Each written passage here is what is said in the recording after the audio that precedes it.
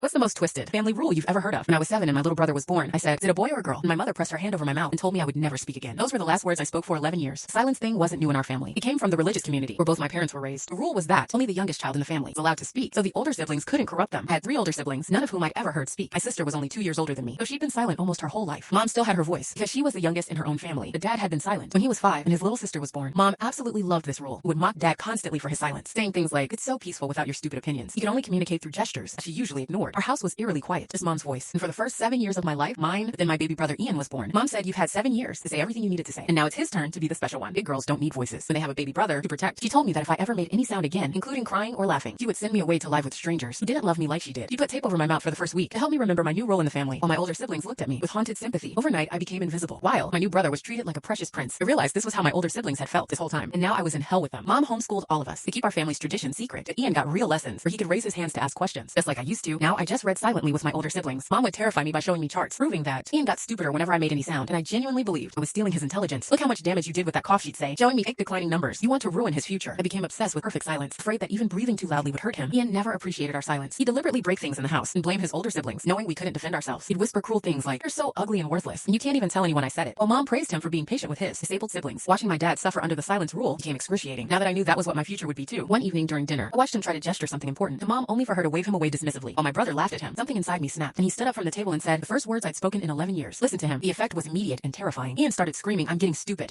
while clutching his head dramatically. Mom's careful mask slipped completely, and she turned on me with pure rage and yelled, you're killing him. She locked me in what they called the silence room, a soundproof basement chamber where I was supposed to reflect on what I'd done. I'd seen my sister sent there once because she screamed when she broke her arm. My brother faked a seizure the next day, claiming that my voice had poisoned his brain, and the whole extended family mobilized to restore order. They produced fake medical records, forced my older siblings to sign statements against me, and threatened to have me declared legally incompetent. I actually started doubting my own sanity when my oldest brother, who'd been silent for 23 years, whispered, just be quiet and it all goes away. Then someone ended it. Oh, my father. He came down to the basement one night when my mother was beating the sound out of me while I bit my lips shut to keep from crying out, and he shouted enough. His voice was rusty and cracked, but it shattered Mom's control completely. He revealed that he'd been secretly recording everything for years as insurance, documenting our family's ritual abuse in case he ever found the courage to act. Mom had a complete breakdown, and she and Ian sobbed, clutching each other. Dad's evidence was overwhelming, enough for authorities to intervene, and 2 of my siblings and I escaped together. Damage was deep. One of sisters chose to stay silent because she was too psychologically broken to handle the idea of speaking again. She still never said a word and lives in a nursing home now. At 22 years old, I'm not in contact with my parents. Last I heard, my dad has gone back to silence too and retreated under my mother's rule. I'm now 21 and living independently, but my voice still cracks and fails me during important conversations because 11 years of forced silence left permanent damage to my vocal cords and confidence. Sometimes I wake up convinced that I've lost my voice again, and I have to whisper my name in the darkness to prove to myself that I'm still here and I can still speak.